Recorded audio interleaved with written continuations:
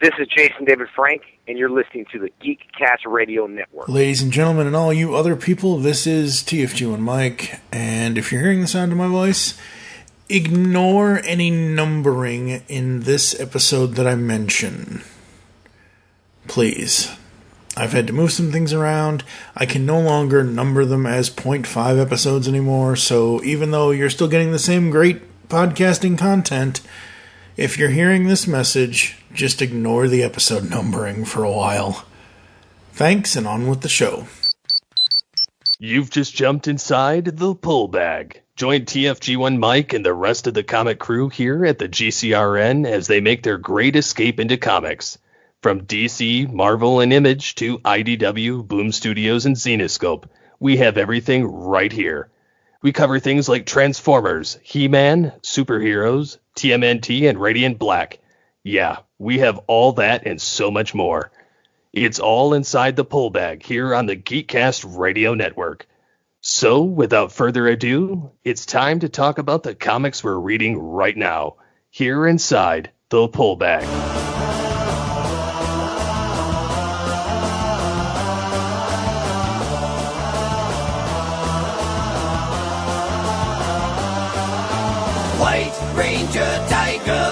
Hello and welcome to The Pull Bag. This is episode 474. I'm, of course, TFG and Mike. Joining me in Mighty Morphin March 2022 is Mr. Jesse Raz. Hello, sir. Aye, aye, aye, aye, aye. You said a mouthful, Alpha.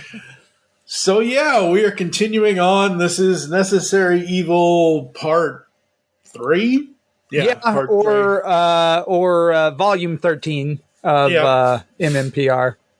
Yep. The original MMPR Boom Studios book, Volume 13. And yeah. Wow. Yeah, you were a little surprised by this one. Volume 13 collects issues 48, 49, and 50, and those are 3 big issues, man. Well, 50 was double-sized, wasn't it? That's why it only contains 3, because... I think so. I think you're right, yeah. Yeah, 50, I think, was double-sized, and then next time, in a couple of weeks, when we get to Volume 14, that's issues 51 to 55, so that's the norm. It's usually... between 4 and 6 issues are usually collected per trade on almost any comic you'll ever see. Yeah. Unless it's something like this where you have a double issue kind of thing, I guess. And yeah, Ryan Parrott on writing, Danielle DiNuluco on illustrations, and the colors were done by Walter Bahamati. I'm sorry, Walter, if I'm mispronouncing your last name. I just can't. Well, but one of the things I said when we did, I think it was 11. The colors in this this run. I mean, the colors in the entire series, have just been phenomenal. But this book just pops. It really pops. Yep. So, yeah, it really, really does. And yeah, so we kick off with what I assume is the overall, I think that's the main issue cover. And I was just say that's the issue cover of 48 is Kimber is the Ranger Slayer in the boat, which, by the way, I'm going to make that bow. I got to figure out how to chop it up so I can put it on my printer, but I'm going to make that dang bow because that is 2 swords of darkness. Like, that is just so badass. Yeah, it is. Not practical for a bow, but just badass. Yeah. I mean, yeah. So that's awesome. Yeah, so that's an awesome cover right there, which is crazy because she's on the cover and there's been no hint to this point that we're getting any more of her in main continuity. Yeah. And yet here she is in this issue, but we don't start with her though. No, we don't start with it. Again, some of these covers are a huge, huge tease, and they are also, I personally think that I'll have to look on Comic Vine later to see if this was the actual cover A, like the first cover that was sold in stores. kind of thing. But I think this was like, for those of us who still go to comic book shops, right? You walk in, you look through the Boom Studios section, all of a sudden you see this hand with this thing in her, and like, oh, so that's where this is going. Okay, buy immediately, you know, kind of thing. And I think before we jump into the trade, I think that's one of the strongest points about the Boom Studios books, at least when it comes to MMPR, is there are so many like attention-getting covers. You know, you have some that feature like the whole team, and they're just, you know, they're sort of formulaic. Like, yeah, you know, it's Power Rangers. But I'm a very big fan of sort of those more iconic sort of things. So like her arm coming up with the bow. That's it. You know, there's no picture of the team. There's no, like, I love that stuff. That is kind of my, those are some of my favorite covers. Just across the board. Doesn't matter the hero, but when you can do something like that, that's what I put on my wall. Yeah, absolutely. So getting into issue 40 or chapter 48 here, we start at Safe Haven below Eternity Point, and it is Garrison with Kaya. Mm-hmm. And yeah, you know, they're discussing how the battle goes, and then of course they run into Dane, the Great Dane. Mm-hmm. But you know, they've had him down here trying to figure out a puzzle. That's why they freed him. And you come to find out that there's a reason they're on this planet. You know, the Morphin Master, which the blue emissary, you know, brought him here for a reason. And it turns out the original inhabitants, which I think believe are the Morphin Masters, just walked off the planet into this little Stargate-esque portal. Mm-hmm. You know, and yeah. It's kind of a little bit of a big bombshell. Now what's been really nice about this arc is it's been a slow build to a threat that's a little bit on Shattered Grid level as far as like the universe, the Morphin Grid, but it didn't feel like that until now. Yeah. Because again, you have this whole mystery. You have Dane, you know, basically scoffing at them. I solved your little riddle. Right. You know, yeah, it's, you know, again, building the mystery of what's going on with all of this stuff and everything else. Yeah. And right now too, we jump back into it. We were reminded that we have the two teams of Rangers split up, the Omega Rangers and the Power Rangers, but not evenly split. You have Rocky, Adam, and Aisha with Zach and Trini, and you have Jason left behind with Kimberly, Billy, and Tommy, which makes for some really, going forward, that makes for some really interesting conversations. It was really smart on the writers to do it this way because you get, which we got last chapter, with Aisha talking to Trini about, are we just replacements? Are we placeholders? Mm-hmm. Now we're getting ready to see we've got a little bit of the fireworks between Jason and Kimberly, but then we're going to get some with him and Tommy, which is really nice to see. And under all of that, you have Billy scheming behind everybody's backs. Right. And that's the thing. We kind of find out that Billy has been sort of keeping in touch with Grace Sterling, the first, possibly the first Red Ranger. Yes. So you know what? This whole thing with Billy and Grace and everything else, and how they're keeping it a secret, and how Zordon doesn't know that he's working with her, and whatever.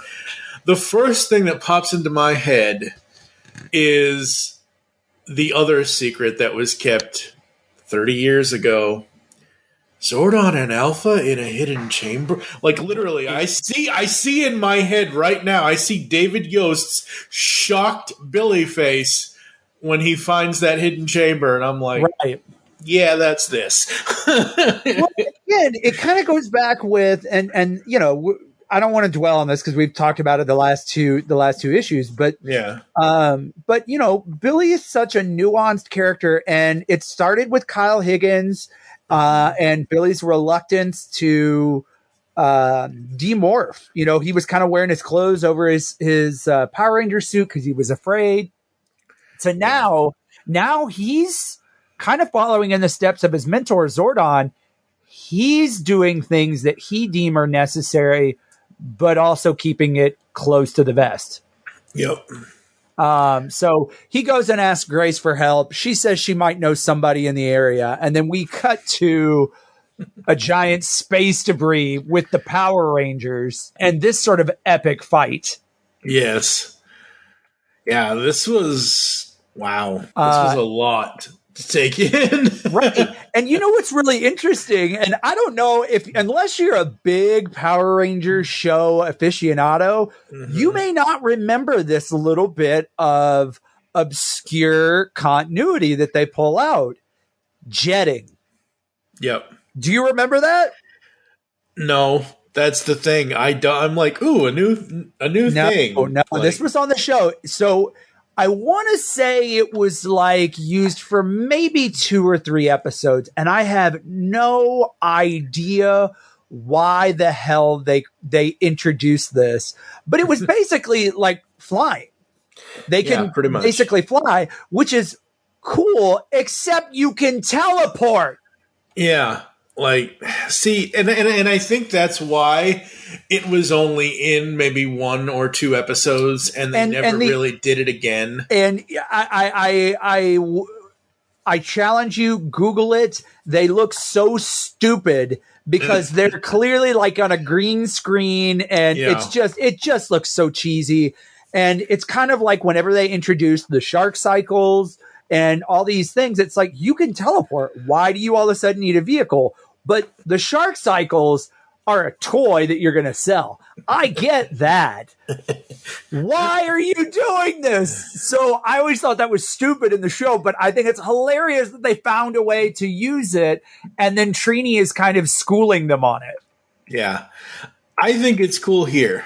I don't think there's any way it would have been useful or cool in the show. It's cool here because, again, you're out in space. You need to find a way back. You need to find a way to help your friends and help yourself. Yeah. And, you know, that's awesome. That's interesting. Oh, it would, trust me, I thought it was a very nice nod to a very obscure piece of continuity that, you know, very effectively is used in this comic. And, you know, I think we've hit on this several times in the last couple episodes, but that kind of like attention to detail, like it, as a fan, it makes you feel very happy because it makes you feel like this is being written by a fan. Yeah. And so like they have respect for the source material, which it could be very easy. Like, hey, I got a job. I'm writing on Power Rangers. It's a crap show, but you know, whatever. It's a check. You know, it would be very easy for people to do that both on the show and for the comic books, but they have a certain, at least respect, if not fandom for what is there. And, you know, so that's little bits like that are just, they make you feel good about reading it, whether you remembered it from the show or not. Yeah.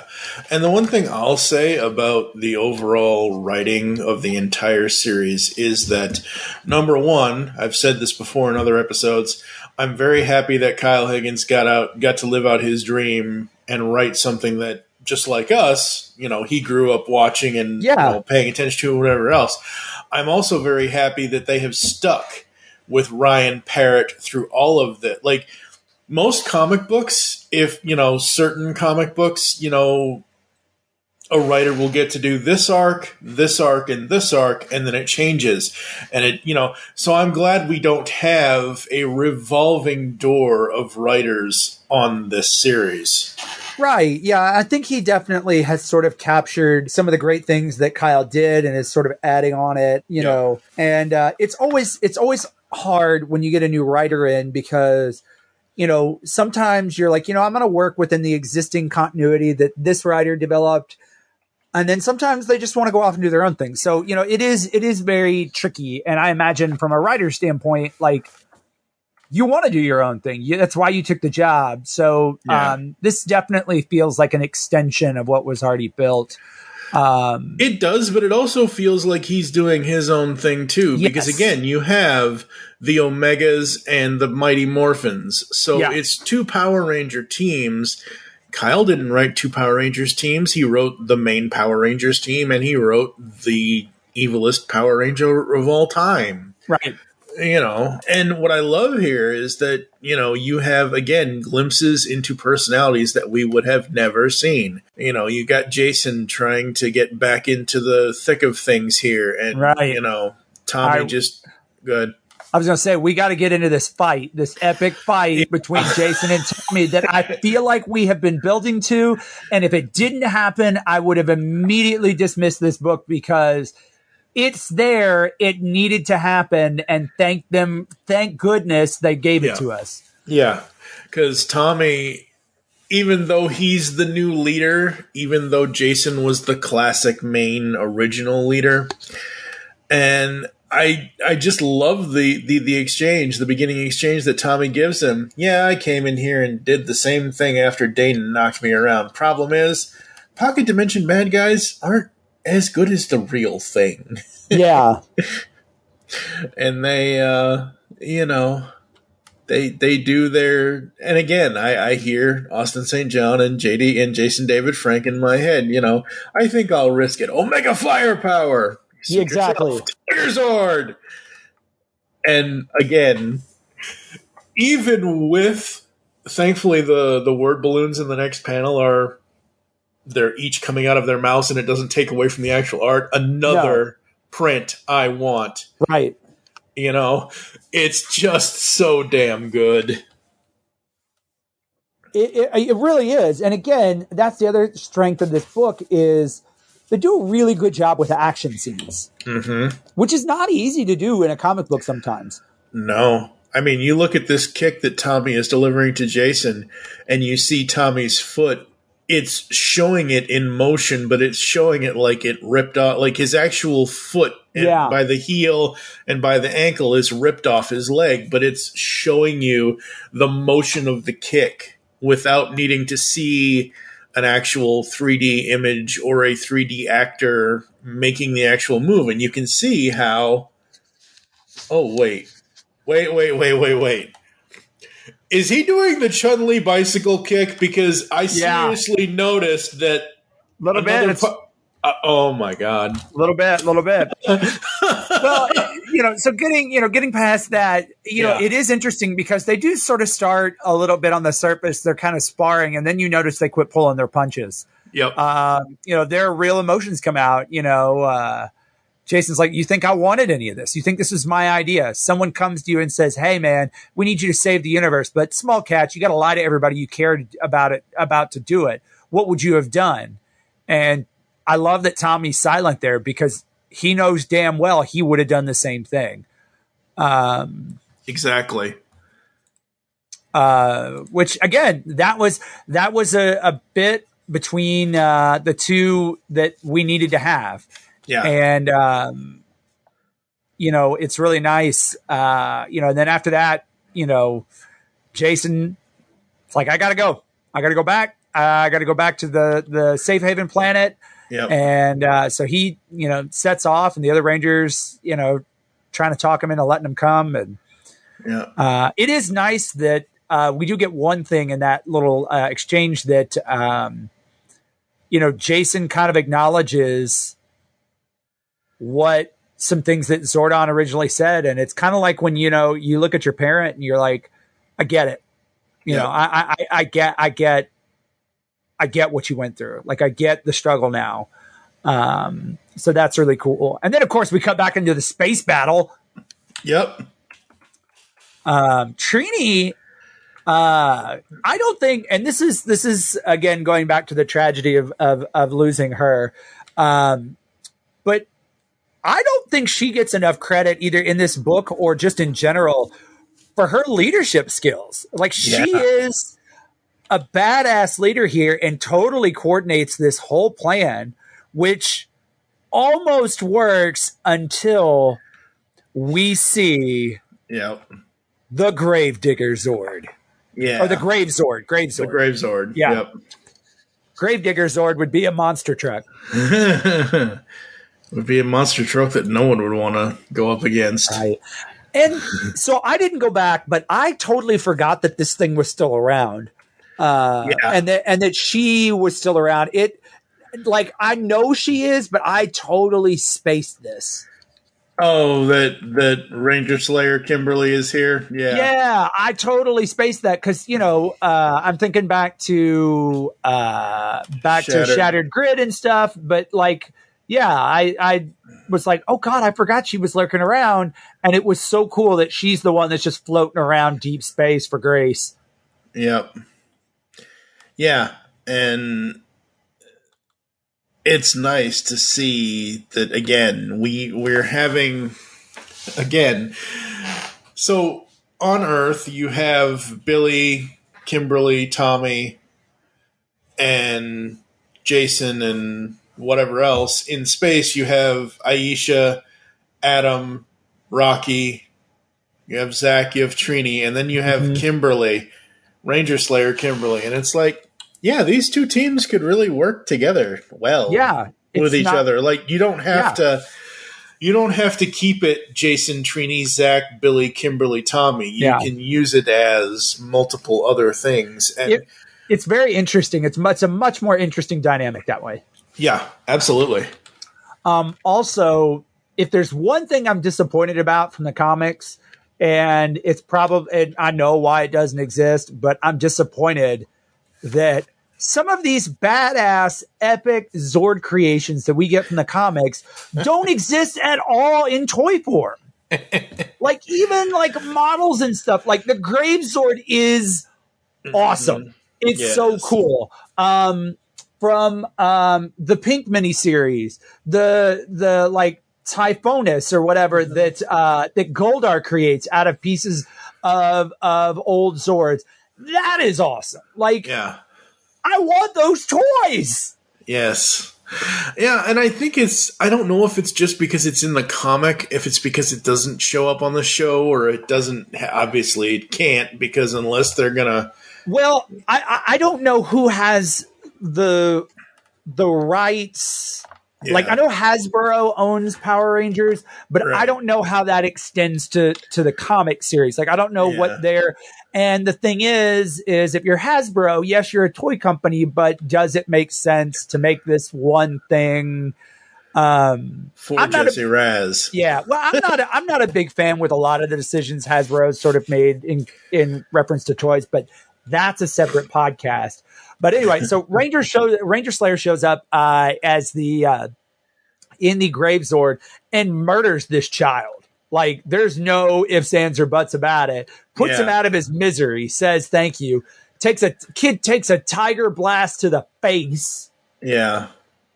Which, again, is the difference between Kimberly and Ranger Slayer. Yeah. But, again, she's coming in to save the day, and she doesn't just kill him. Right. I mean, she's justified. She comes in... And, what do you say? You take a big step back from my friends there, huh?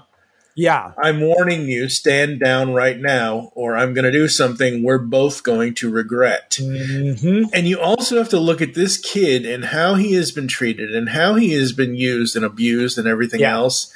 And he is just waiting for not to be here anymore because of everything that he's been through. How is this kid going to be able to live his life with this power that he has? And that's why he says, finally, thank you, because it's somebody who, sees a threat. She warns him. She knows she's going to regret her action. Yeah. But, he is thanking her to the point of, thank you for helping me to not be a controlled, abused person anymore kind of thing is how I see this. Yeah. It isn't like she came in, went behind everybody's back, got Tommy by the throat and slit his throat, or she didn't come in and pick Zach up and, take him over her knee and crack his back in half kind of thing. Right. It's not that. Well, and it does show you because Zach and Trini they mention it. They're like, you didn't have to, and they feel bad because he was one of their charges. But Rocky, Adam, and Aisha really showing their greenness, because they were like, whoa. They're like, So it just shows you where everybody's kind of at. Kimberly's seen a bunch of alternate universes and realities, and they kind of explain what they're doing. And it's interesting. She said, if it helps, I know something that can absorb morphin energy at the source, though it's in another universe, so there's no way to get it. And then... Did you pick up on what that might be? No, I didn't. But the next thing I'm like, wait, Z is like, you have access to come with me now. Oh, great. So what was it? Well, it's something that we saw in another arc. Oh, Lord. Remember... It's not Saba, is it? What? I'm not going to spoil it for you. So, but anyway, so Z takes him back to, it says we need to go back to Safe Haven because we got to get to the Master Arch, which we just found out about, forged by the original Morphin Masters. So now all of a sudden, what they need is exactly what Kaya and her team of Anointed need. And we're setting up for a grudge match. Oh, yeah. Absolutely. While we set that up, we get this cool little aside between Zach and Adam, because we got Aisha and Trini, and it's nice that we get, and we got Jason and Rocky. We got a little bit of that, with them sparring at one point. But or did we? Or will we get that? What? The Jason and Rocky talking about... I'm not sure. I don't remember. Okay. If we haven't gotten it yet, I know we will. Yeah. It's basically Rangers comparing notes. Yeah, I mean it is, and it's between their kinda, experiences. Yeah, and it's cool because we never got that. We never got that on the show for obvious reasons. We weren't going to get it, so it is nice to get a little bit of fan service here for what we didn't get. And but then now we're back on Safe Haven, and shit's getting real. Yeah, she's amassing an army of people. An angry army of people. Yes. And we get into chapter 49, main cover, Jamal Campbell again. It's the Rangers against the invading army? Well, it's the Anointed. Yeah, that's true. This was kind of going back to what we were talking about covers. This is beautiful. I like this. I think the colors are great on this, but just the layout and stuff, it's not my favorite type of cover. Like, it's good. I think it's aesthetically pleasing. I think it catches your eye, but it's just not my personal favorite style. If I was in a comic book shop when issue 49 came out, and I was looking around at various things, this would have caught my eye. Yeah. But it would be in a way where, wait, what is that? Yeah. And wait, Tommy's butt is on the cover. You see cheek. Like like if you look closely, there's his crack. I mean, it's subtle crack, but it's there. There's this forever evil story of Nightwing / Dick Grayson in DC. Everybody wants a chance to draw a good Nightwing butt, and apparently everybody wants a good chance to draw a Tommy butt too. We got a chance. So but we kick off this series with the Tiger Zord in space. Yeah, not something I expected, but hey, it works. Well, I mean, it does kind of make sense if it's airtight. True. And it's got propulsion, maybe it's not the worst idea ever. It's definitely something that no one thought about. Nope. Because normally you would think of, oh, wait, maybe there shouldn't be a Tiger Zord in space. Maybe it should be the Ninja Mega Falcon Zord or something or other. But we're not there yet, at all anymore, sadly. Yeah. And what's interesting, too, is we never got to see this because of the way they spliced 2 seasons of Sentai together. but we never got to see what the cockpit of the Mega Tiger Zord looked like. You know, we always saw Tommy in there, but when the other Rangers were in there. Right, and we get to see that here briefly with the morph out. Yeah, which is what the actual Megazord cockpit looks like in Die Ranger. Right. So that's really kind of cool. And again, if you did watch any of the Sentai, it's a subtle little nod there. Yep. So anyway, we've got our Earthbound Rangers. We've got the 3 Mighty Morphin and Jason back on Safe Haven. Yep. Walking into a trap. Of course. Why wouldn't they be? You know, they've got some of the locals. They're trying to keep them safe. They're trying to get them out of there. And boom, here comes Kaya after being betrayed. Mm-hmm. And, let's not fight. Let's, and just I thought I was really going to like this character, but now that she's kind of turned, it's like, eh. Well, what's funny? And we can talk about her more at the end as we get closer to the wrap up of this arc. When she turned evil, it irritated me. It didn't, I wasn't super sympathetic. And I think that's because of just how little time we got with her. I don't think she's been around long enough for you to really feel her betrayal the way the Omega Rangers kind of do. And if there's one tiny thing that I have to nitpick about this so far, it's her sort of fall from grace. Draken is a big thing, but it was just very quick, I guess. And I don't know if because she's on this whole they lied to us thing, or they did this thing, or let's not be this, let's do this. Why do we, I was on the wrong side kind of thing. And I don't know. I mean, I didn't think she was so gullible in the beginning as a new Ranger. I mean, she was green, but she wasn't gullible about it. I mean, obviously, she snuck up on a Morphin Master and killed the dude. Yeah. But at the same time, I was not expecting a heel turn from her at all. Yeah. So I'm wondering if she's going to get a face turn, because we're going to do it a little later here, but Draken sort of seemingly gets a face turn now. I don't know. Well, yes and maybe no. Yes and maybe not. Yeah. But to kind of illustrate the fact that she is not a bad person, she gives them a chance to surrender their morphers, knowing full well that they won't, and basically, threatens to kill Tommy before he becomes Draken.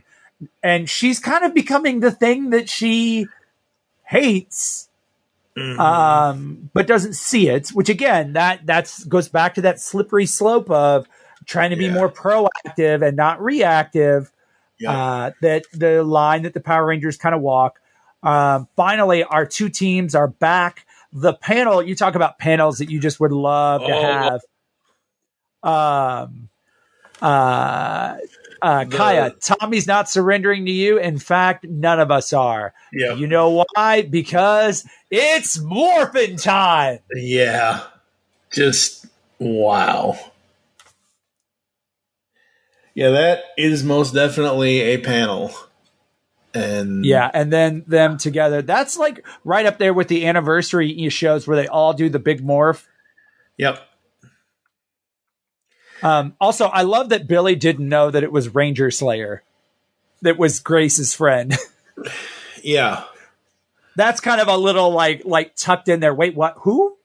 Yeah. And again, we're going to get deep into Ranger Slayer stuff a little bit later this year, but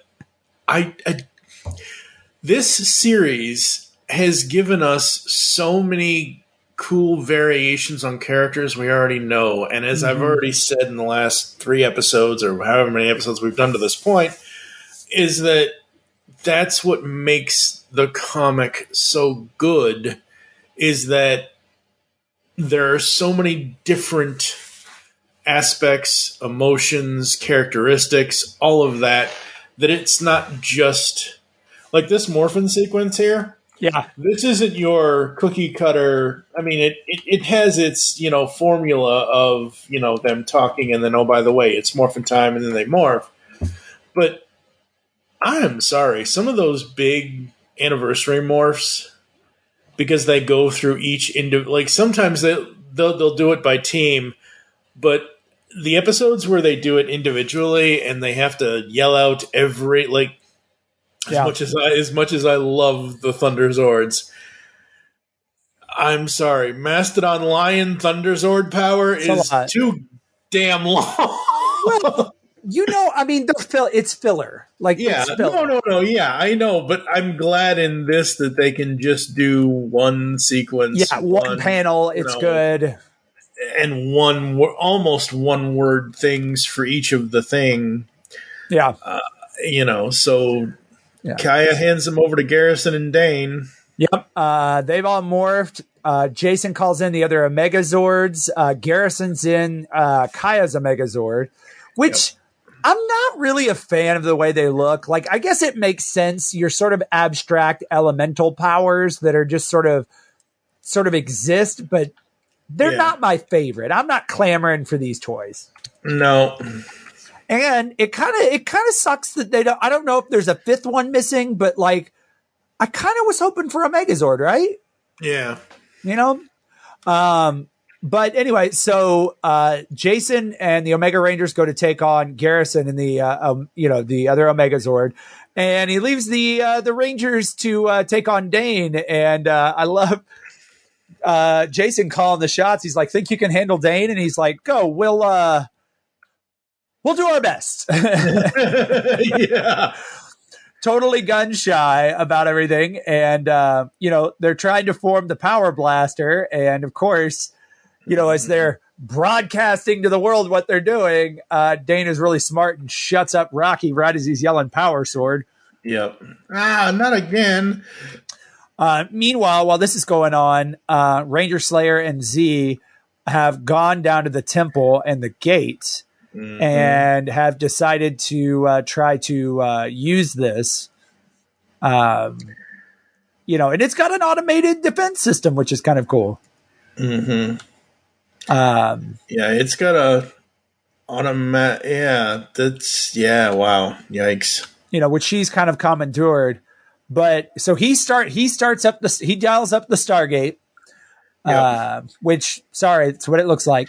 That's what it looks like, folks. Yeah. And she goes off.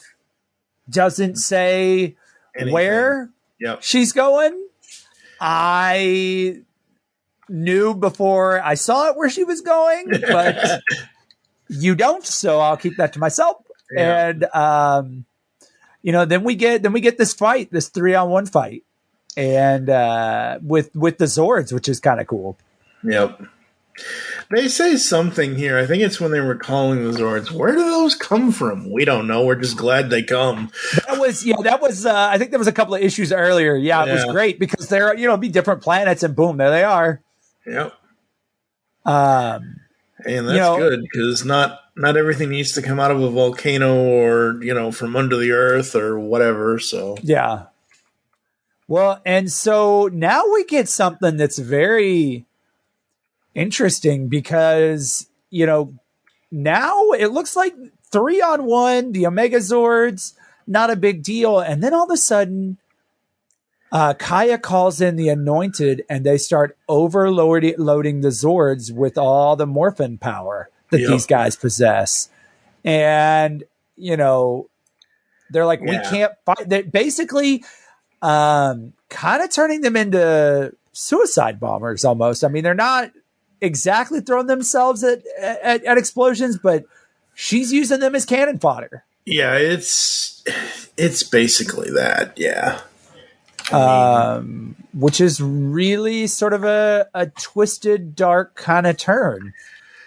Again, there are a lot of twisted, dark again, this is why I am so thrilled with how Ryan Parrott is writing this and just everything to do with this series, because there were things here and there are things in Volume 14 that I was not expecting. And I'll admit this now, halfway through Volume 14, I got lost. Because I just did. We'll talk about that in a couple of weeks, folks. But yeah, I mean, what a way to get to 50, folks. Yeah, and so that, this issue or this chapter ends with we don't know if Trini's alive or not. Yep. Which we assume she is, but then again, in greater continuity, they could very well have a Ranger perish here, and it wouldn't mess with anything because, by the end of issue 50, Zed's free again. Yep. Which we knew kind of had to happen. Yeah. We knew that was something that probably needed to happen, and but we don't know about Trini. So so we kind of start this issue with a little uncertainty. They end it. The Omega Zords are getting their butts handed to them, and yeah. Which brings us to issue 50. Issue 50. Oh boy. So we start off with the Rangers fight. We get right back into it. Yeah, so we have this opening narration. The essence of a linear life lies in its unpredictability. What is waiting around the next corner? Will I ever find true love? When is my last day? Last day. Oh boy. What will tomorrow bring? Happiness or sadness? Pleasure or pain? The beauty in not knowing is what drives us all. And then we get to because there might not be another tomorrow. And that's where the big open page of the fight between the Mighty Morphin team and Dane happens. Wow. Yep. I love the line, Tommy, we're running out of ways for this guy to beat us. But then they look up and they see the Omega Rangers are getting their butts handed to them. Mm-hmm. And it's very interesting because they're telling Tommy, like, hey, man, you need to go help. And he's like, nope, I'm leaving him. He's getting kind of stubborn about it. He's like, no, I'm leaving him. I'm not abandoning you guys. Yeah. You're my team. I don't know who these guys are anymore. And the team is like, give us the chance to prove it. You do what you need to do. Yeah. And so he sends them off, or they send him off to go get, some Tiger Zord power. Yeah. And again, a panel that would look like some of these panels, depending on how, and I'm looking at them in the Comixology.com guided view. So yep. I get really cool, like storyboard, like what am I on? Well, obviously this is page 56 of the overall trade. Okay. So you see this and you see it as, this breakdown of vertical panels. And then at the bottom there, they kind of, the bottom two, they kind of look like photographs. They kind of look like the old style photographs that you would put in a frame. And I'm like, ooh, between Adam, Aisha, and Rocky, and then Tommy morphing out as obviously he's in his White Ranger uniform. Okay, if that's what you want, good luck, Rangers. Again, print it out, put it on my wall. Right. It's just so good. Well, and they get this idea, it allows the three of them to work together because the three of them are friends. They know each other about as well as the other Rangers know each other. And so, they get the idea to swap up weapons, change their tactics a bit. Rocky just decides to jet into him. Yep. But they start throwing out the playbook and just, start doing anything and everything. I love how they invent, because all of the moves that they have like code names. And so they invent something called Beta 7. Yeah. And the other two Rangers are like, guess we got to learn that one. Yep. And then by the time we get close to the end of the battle, even though Oh, well, we move on over to Z and all that's going on. But basically, forward in this battle with Dane, I think it's Aisha that asks him, now, either you're going to surrender or you're going to find out what betas 8 through 10 are. Yeah, right. So fun. We cut back to the Omega Rangers battle. There's some dialogue, and all of a sudden, Tommy walks in the Tiger Zord. Nobody gets to beat up my friends but me. Exactly. I was hoping I'd get a crack at you, Ponytail. I know, right? And then we get some badass Tiger Zord fighting. Yes, we do, and it is amazing. Well, but what's interesting, it is amazing, but you do see that the Tiger Zord is a lot slower and is a little clunkier than these Omega Zords.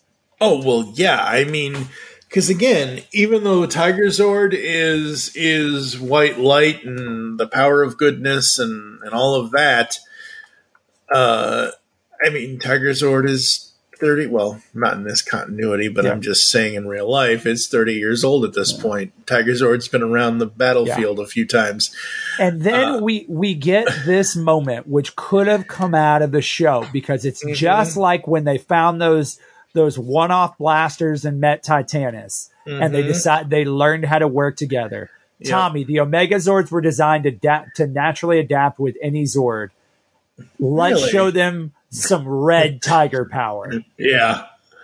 Now, again, that's a toy I'd want. Exactly. That's a toy you would want.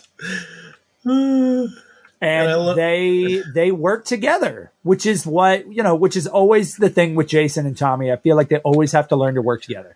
Yeah. And when they do, it works very well. Yep. They're supposed, not everyone has to be an enemy of everybody else all the time. Like, you can make up, you can come to, whatever, passing moment you can kind of thing. And they just do all kinds of red tiger moves and slice and dice him until the horde of angry people starts, swarming them again. Yeah. You want to talk about colors? Yeah. The panel where, as the people are coming in, the systems are failing on the Red Tiger Zord, and the people are coming in, there's that giant, warp-looking panel where it's all purple and yellow, and everybody's like, they're all screaming. That's awesome art right there. Yeah. And just when all has seemed lost, we get this one panel of a ranger absorbing all that morphin energy from all the peasants. Now, do you know where Ranger Slayer went? Yeah, I do now.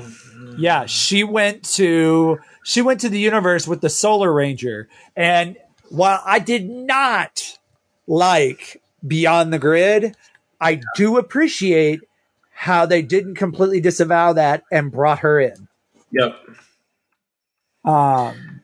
Yeah. That was very awesome and very cool. Again, like we've said in the other episodes, and when we did the Shattered Grid and Beyond the Grid stuff, it just felt like you left us with Shattered Grid, and then we went on this adventure with, frankly, half the people in Beyond the Grid were new characters to me, and I didn't dislike them, but I wanted to know more about the picking up the pieces of Shattered. So again, like we've said, go from Shattered to this. It'll make more sense. And people can and should read Beyond the Grid, but maybe not. It just went on too long, I think. Yeah. I think it just went on too long. It should have been maybe 6 issues. Versus 10. And, again, we hashed it out. There are some picks that I liked and then some I just did not. And it was a good idea, but like I said, I think the bottom line is it just went on too long. But it's nice to see that our time wasn't wasted. Some of those remnants came back to basically wrap this up. So once the Anointed are down, basically Dane turns tail and ditches her. So now it's just Kaya. Yeah, it's just Kaya. And Trini, I hate that you still come up here. But hey. Yeah. At least I know where to find you. And, you know, Trini's not as soft-spoken as we all thought she was. Nope.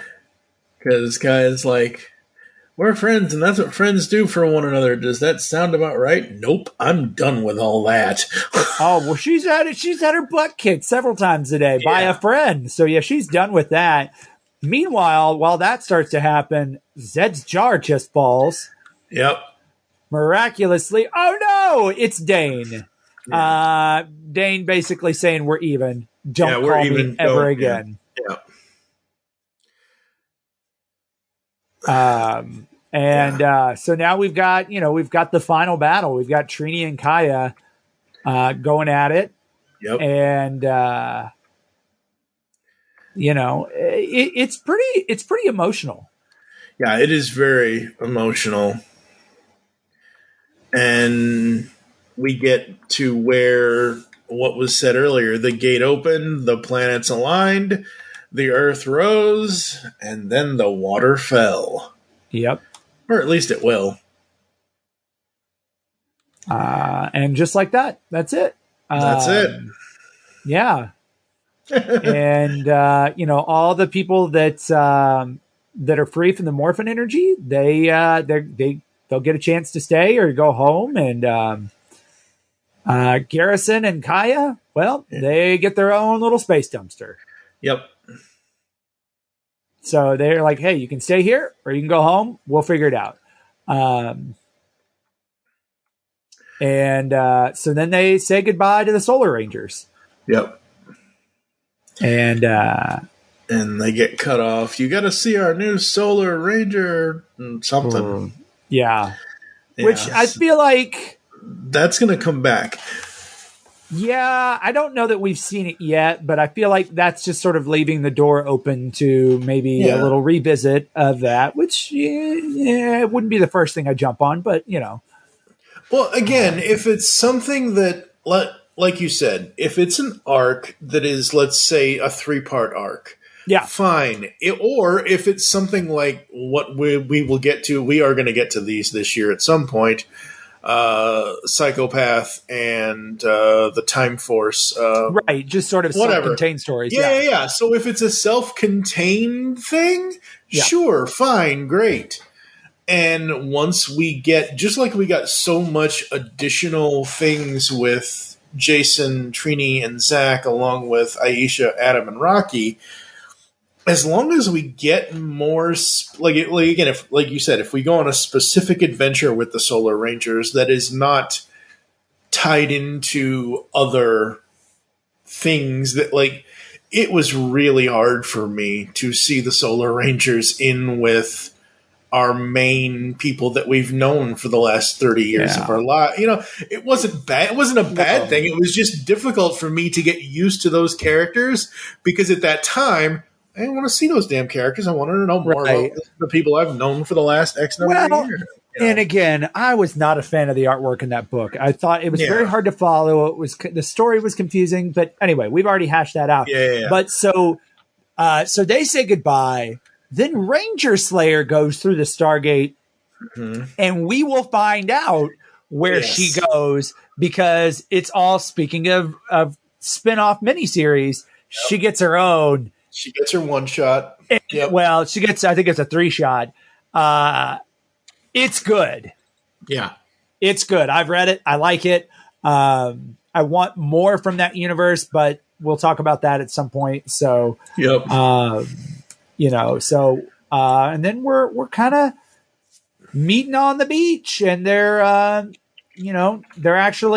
actually talking on the cell phone and not lying. Yep. We get to see them actually being friends again. Yeah.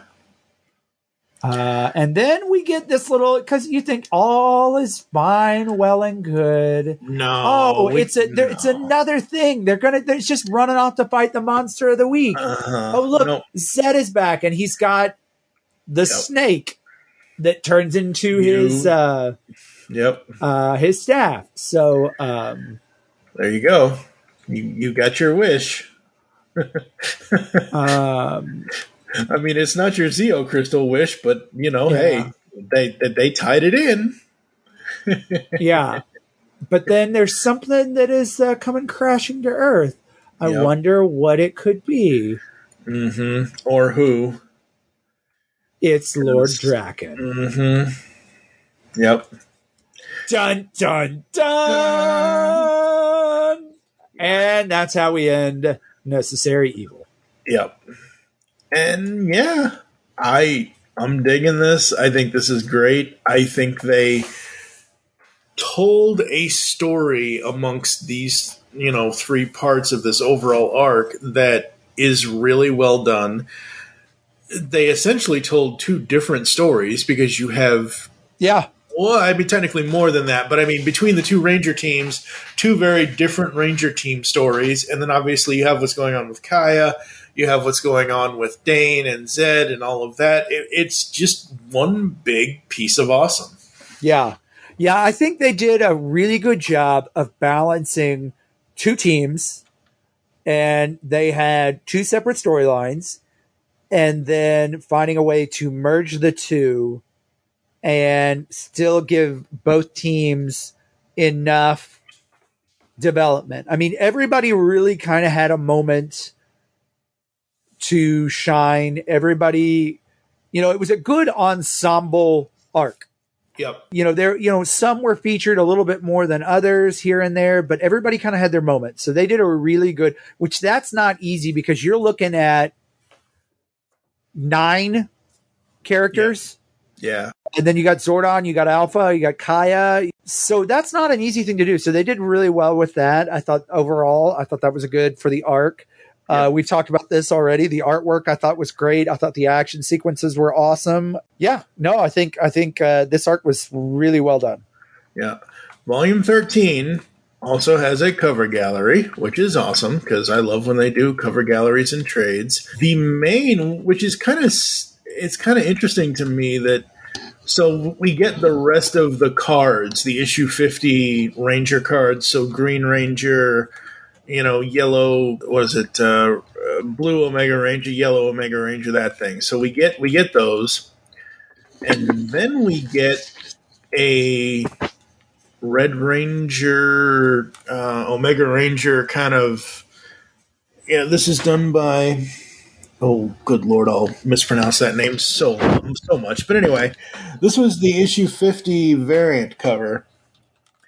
And they have a variant of that of it being in stone, which I think is cool. And then we have multiple Draken covers.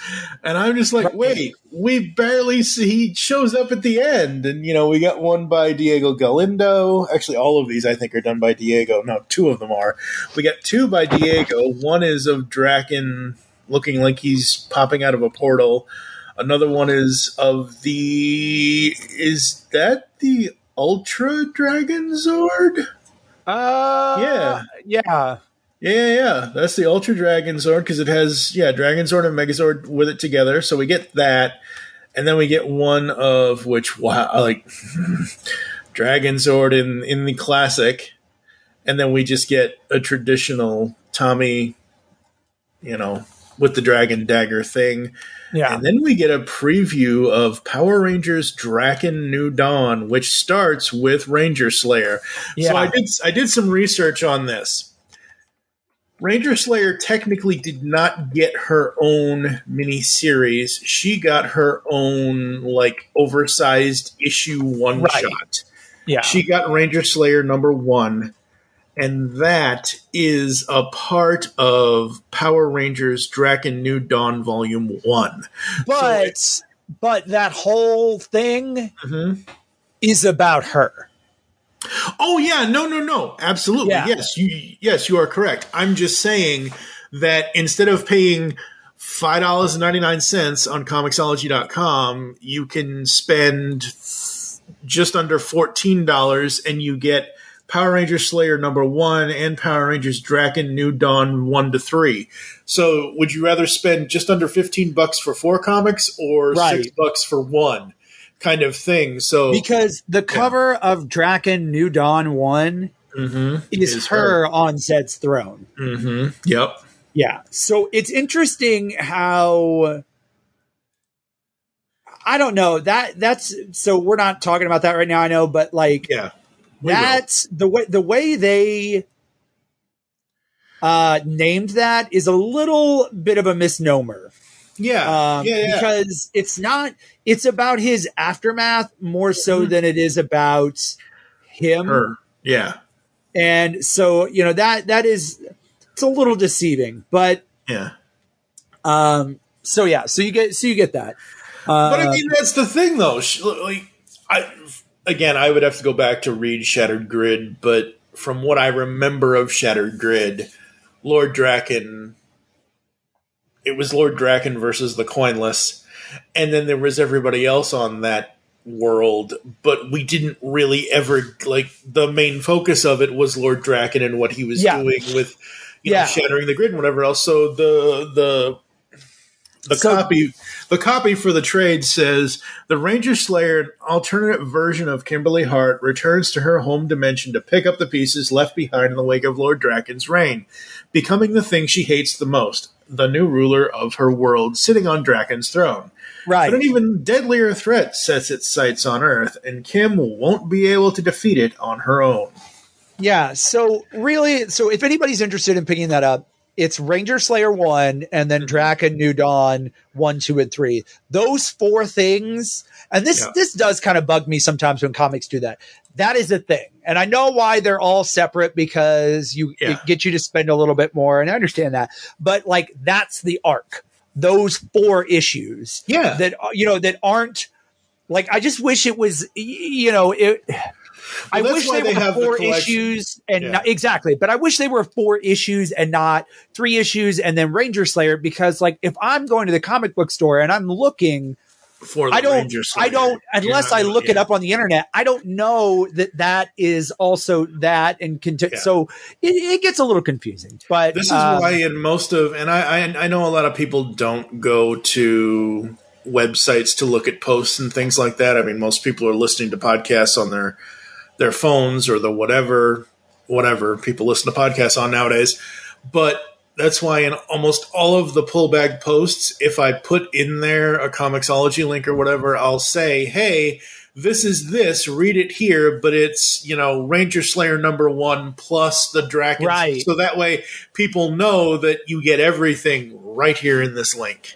And that's, that's what I will, when I go to jump into a new series or something, I immediately go and look for the reading order.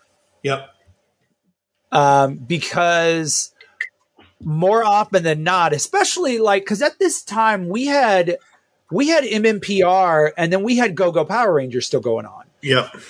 And so I can either pick up the trade with the whole arc, or I can try to go to if I'm reading it on an individual basis, I need to know what is what. And a lot of times too, I've noticed this, and Power Rangers does this a little bit, where they'll give you the arc from Mighty Morphin Power Rangers, and then you get the arc from and then you have to wait for whatever the third thing is to get the whole arc across the whole thing. It drives me crazy. They do it with Green Lantern. It just, I have a compendium of Blackest Night. I know we're not talking about that. And it is because there were 3 books that was going over. There was Blackest Night, there was Green Lantern, there was Green Lantern Corps. And I was I just want to read this whole damn thing as it's going on. Yeah. I know that this is kind of an aside. It doesn't necessarily play into this, but just give me the full freaking thing. Oh, it's so confusing. And I hate when comics do that, but let's get back on track. Yeah. I mean, luckily I can, wow, it's actually cheap. I can, was it Blackest Night only 8 issues? Really? That was the, event the comic. actual event comic. It played out in Green Lantern. Right. Green Lantern Corps. So there's that. Also, it dwindled out into some other stuff as well. I mean, it was, again, I know we're talking about Power Rangers and not Green Lantern, it's but fine. like that was one of like DC's best like overreaching arcs that gets zero credit with anybody. Like you talk about, Flashpoint was good. It got a DC animated movie. Blackest Night gets nothing, and it's crap. It's a crime. But anyway. Yeah, it's just crazy stuff. All right, folks. I assume we're both giving this 5s. Oh yeah, I'm gonna give this one a 5. I will say it did make me a little nervous that Draken was back at the end, because I feel like it might have been too soon. But so just issue 30 to issue 50, or technically if you want to count Shattered Grid number 1, right? But technically issue 30 in the main ongoing was the last time we actively dealt with him, to him showing up here at the end. 20 issues? Well, I don't know. Like, a lot happened in those 20 issues that, You're right, but the thing that I was afraid of, and I'm not saying I agree now, right? But my thing was afraid of it was like, okay, so Draken was the big bad guy. We had him. It was great. And then we struggled, and now we had this one. Great. Well, what else have we got? Well, we could bring Draken back. And it's like, so I was a little afraid of that, but stay tuned. It's not quite it is what you think, but also like it not. Yeah. They do a really good job of, I'll say, slow playing it a little bit. Yeah, absolutely. So all right, folks, coming up next, we've got the TMNT 3 commentary that we're going to be doing, and then Jesse and I will be back with Volume 14. And then Joe and I will be back again because we're Turtles guys, and I know you're a Turtles guy as well, but time zones and time availability and whatever else, Joe and I are going to do Mighty Morphin Power Rangers TMNT. I was wondering when you guys were going to do that, and I have not picked that up yet. All right, well, go get it, read it, and then listen to the show whenever the show comes out. For sure. I picked up Power Rangers and the JLA crossover, but I haven't picked up the Ninja Turtles. But I will say they just released the Lightning collection for that, which again, you'll do that for the Turtles crossover, but whatever. But they look awesome. Like they really look good. Yeah. So So good stuff coming up. Yeah, absolutely. Where can the people find you online, sir? Find me on Twitter at Jesse, Jesse, Ras, RAS. Same handle on Instagram if you want to follow me on there. I'm also on TikTok. I'm also on Facebook. And I also exist in the real world sometimes. Yeah, you just can't find him on 4th Street anymore, folks. Nope. Well, depending on what corner. No, never mind. Anyway. No. There is only one. When people say 4th Street in that area, we know there's only one. Anyway. I am at TFG and Mike on Twitter. You can follow at the Pullbag on Twitter as well. Make your great escape into comics, and may the power protect you. We will catch you next time here inside the Pull Bag. Excellent. You've just heard the latest episode of The Pull Bag, the GCRN's first comic review and discussion podcast. There are several ways to get in touch with us and leave feedback for the show. You can visit the website, geekcastradio.com, where you can comment on the episode and all of our different podcasts. You can rate and leave a review for the show on iTunes. Be sure to leave us feedback. Become a fan of us on Facebook, facebook.com/thepullbag. Send us an email, feedback at geekcastradio.com. Follow us on Twitter at thepullbag and at geekcastradio. So until next time, make your great escape into comics and unleash the geek in you. Let the power protect you.